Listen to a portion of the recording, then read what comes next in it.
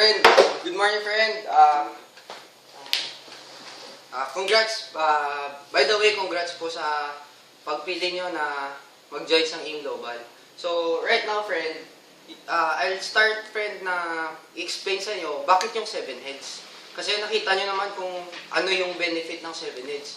So, yung goal natin, except po sa mga trainings, except po sa mga skills, yung goal po natin, para maging madali yung business, is yung 7 accounts talaga.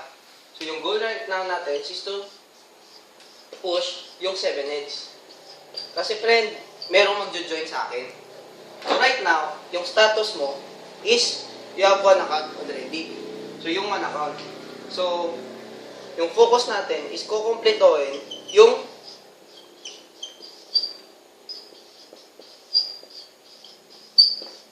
pitong accounts. Kasi friend, gaya, naulanan ka na, so wag ka nang magano. So try mo na, i-continue na, itodo na, nabasa ka na eh. So continue na to go 7 days kasi if you can earn 24,000 per day, ano yung magpe-prevent sa iyo para mag-earn ng 128,000 per day. So right now, you have 1 account. You have 1 account talaga.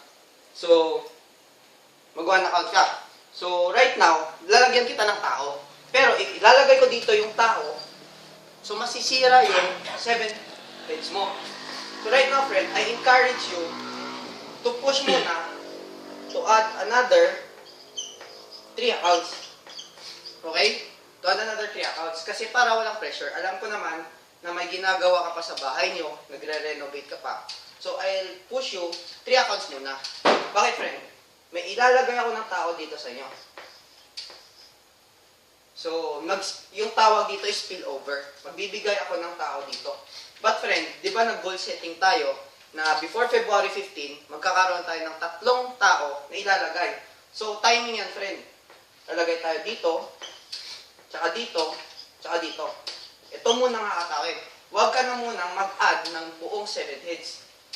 2, 3, and 4 lang muna. This week. Bakit friend? Papalakin natin dito, papalakin. So, magwa-1.5 ka dito, magwa-1.5 ka din dito. Pagkatapos, magwa-1.5 ka din dito. So, 4 na accounts mo, yung kikita. Okay? So, after friend, if may extra money ka na, this February, or matapos na yung bahay mo, dun, todoy na natin. Mag-7 nets na tayo. 6, and then 7. Bakit friend? Hanap tayo ulit ng 4 na tao.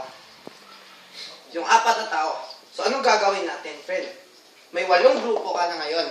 So, sa 8 grupo mo, so, papalaki natin. What if, friend, magkaroon, in a matter of 1 month or 2 months, every group magkakaroon ng 7 accounts, or kahit hindi 7 accounts lahat, pero si B may 7 accounts, si A may 7 accounts, si C may 7 accounts, si D may 7 accounts, lahat ng 7 accounts. Yung 8 grupo mo, if magsi 7 accounts, in a matter of 2 months, friend, kikita ka ng 126,000. Okay lang ba yan? So, 126,000. After yan, friend, if yung 8 tao na yan, gagawin din yung ginawa mo, naghanap din ng 8 tao at saka nag-7 exit, automatic, friend, na matter of 3 months to 4 months time, yung kita mo is 1 million. Okay na ba yan, friend? Para umuwi ka na dito sa Pilipinas para makasama yung pamilya mo. So, yung goal setting natin, friend, ito lang muna, 3 accounts. Okay na yan. For this week, 3 accounts lang.